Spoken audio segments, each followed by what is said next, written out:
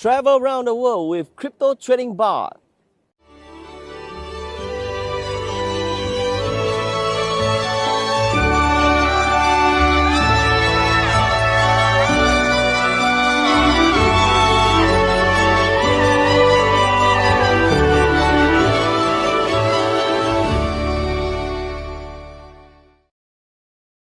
In this episode, we're going to talk the history of money.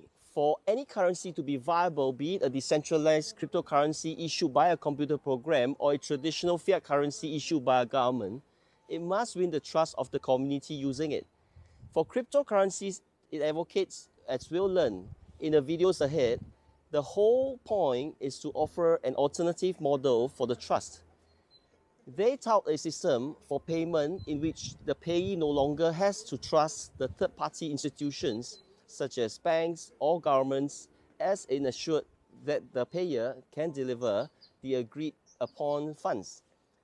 Instead, cryptocurrency system in view trust in an inviolable decentralized computer program that is, in theory, incapable of defrauding people. None of this, however, gets cryptocurrencies off the hook. They too must win people's trust if they are to be relevant. Trust is the core that in any system of money for it to work. People must feel confident that the currency will be held in the right esteem by others. So before we get into Bitcoin's dramatic arrival on the scene and its bid to change the way we think about things, we need to explore that notion of trust in more depth as it has evolved through history. This chapter will take us on a journey through the evolution of money, one of the society's most remarkable yet poorly understood inventions. These videos ahead will allow you to understand the whole history of money. Check it out. Cheers. One of the biggest make-believe stories ever is called quantitative easing, which sounds complex, but it's really just a smoke and mirrors term for currency creation. QE started with the banking bailouts back in 2009. This currency was created out of thin air and then given to the banks, who paid themselves record bonuses in reward for crashing the world economy. This is a global phenomenon, but all you have to remember for now is that whether it's QE bailouts or stimulus programs, these are all just voodoo, hocus-pocus terms for increased currency creation.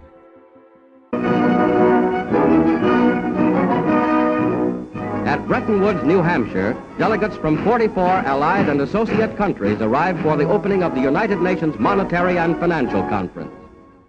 In modern history, as World War II was coming to an end, in 1944, the Allied nations met at the small town of Bretton Woods, New Hampshire. Here, they drafted a new financial system, which would stabilize the world's financial system once the war ended. With the United States poised to enter a golden age of prosperity, the U.S. dollar was chosen to be the world's reserve currency. The Bretton Woods system was created after the Second World War at the Bretton Woods Conference in New Hampshire. And rather than using gold as the means of exchange between countries, as was the case under the old gold standard, the dollar was going to be used. The dollar was chosen because back then it was as good as gold. Under this new system, the countries of the world would tie their currencies at a fixed rate to the U.S. dollar. And because most of the world's gold was held in U.S. vaults, the U.S. dollar would be backed by gold at a fixed price of $35 per ounce. This created a system where the currencies of the world were effectively backed by gold through the U.S. dollar. I have directed Secretary Connally to suspend temporarily the convertibility of the dollar into gold or other reserve assets. The Bretton Woods system lasted for about 25 years, but in August of 1971, President Richard Nixon called for an emergency press conference where he announced foreign countries would no longer be able to convert their U.S. dollar holdings into gold. This surprise move would come to be known as the Nixon shock. With this one announcement, President Nixon effectively created our current monetary system, a system where no currency is backed by gold or anything of value. This is what is known as a fiat currency. Fiat currency is currency that's backed by nothing except government promises. The word fiat is a Latin word, and it basically means currency that's circulating by force. If people have confidence in that currency, and if there's enough government force, that will enable the currency to circulate for a period of time until people lose confidence in the currency. Money is a medium of exchange, and the way it has evolved is that it's always something of intrinsic value until the modern age, when the politicians say, well, we don't need anything of intrinsic value anymore. All we need is political decree. We can say this is money, this piece of paper is money. Now money has a new characteristic. But underneath it all, there's this same concept in place that nobody ever seems to challenge, and that is that governments have a right to declare something of no value to be money, and you must accept it. That's really the problem, and it's still the problem today. Without anything tangible backing the currencies we use today, governments around the world have been able to issue unlimited amounts of new currency without restraint. And with the advent of the digital age, currencies around the world are now digits in a global banking database. So what is Bitcoin? Well, simply put, it's a digital currency, much like the electronic currency we use today. But it's also the payment network which facilitates the transfer of this new digital currency from one person to another. I think that the internet is going to be one of the major forces for reducing the role of government. The one thing that's missing, but that will soon be developed, is a reliable e-cash, a method whereby on the internet you can transfer funds from A to B without A knowing B or B knowing A.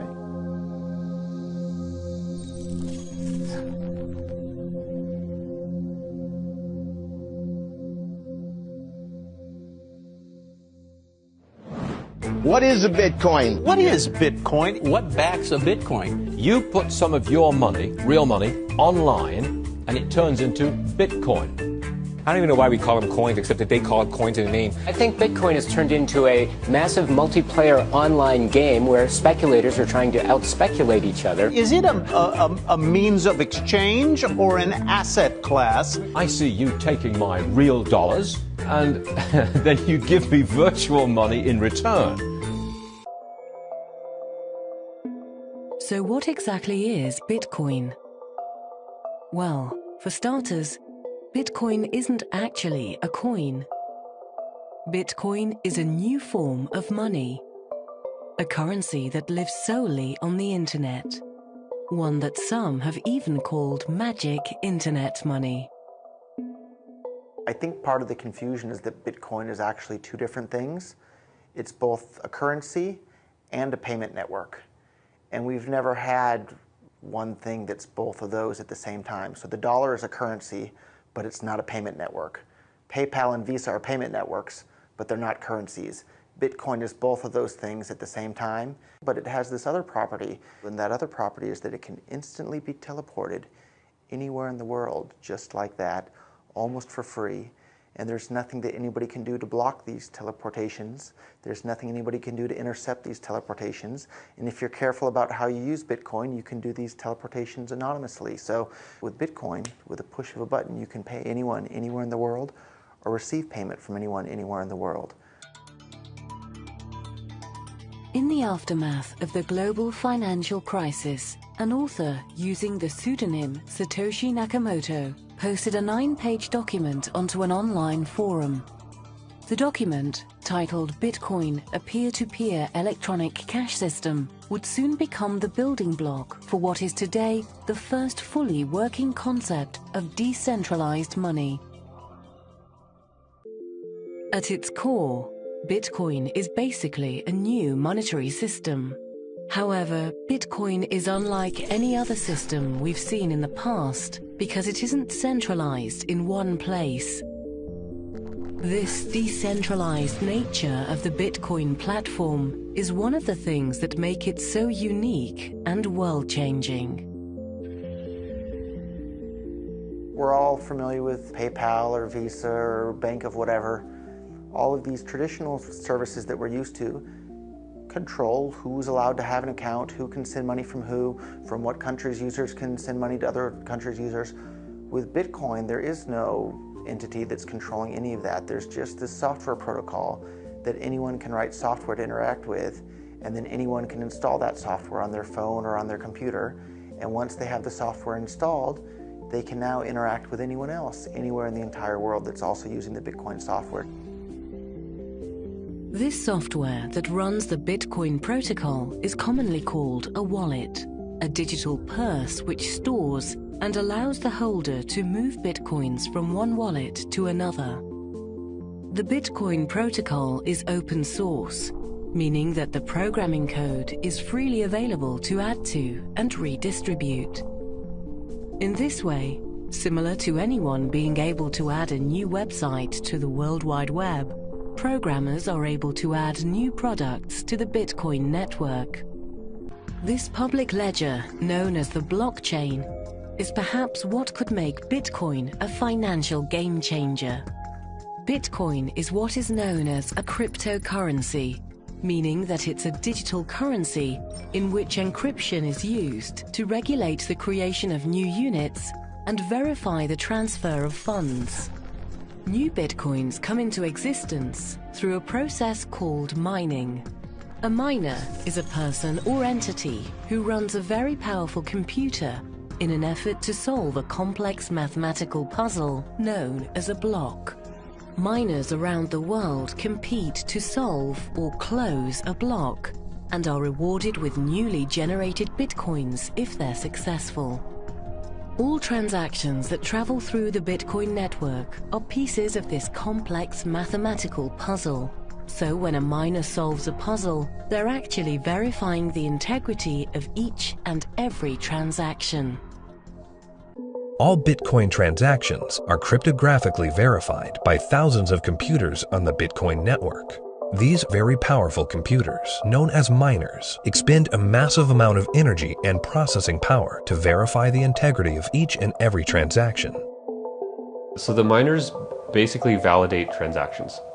All these transactions are flying around, and they have not yet been formally vetted by the network. If the miner believes the transactions are valid, it will put them in the block, and the block then becomes part of the blockchain. And over time, that becomes the record of truth. And so what that means is that if you receive Bitcoin and a few blocks happen after you receive it, no one can ever take that money away from you because the blocks have been stuck into the blockchain, they can't be reversed, and you know that the money is truly yours.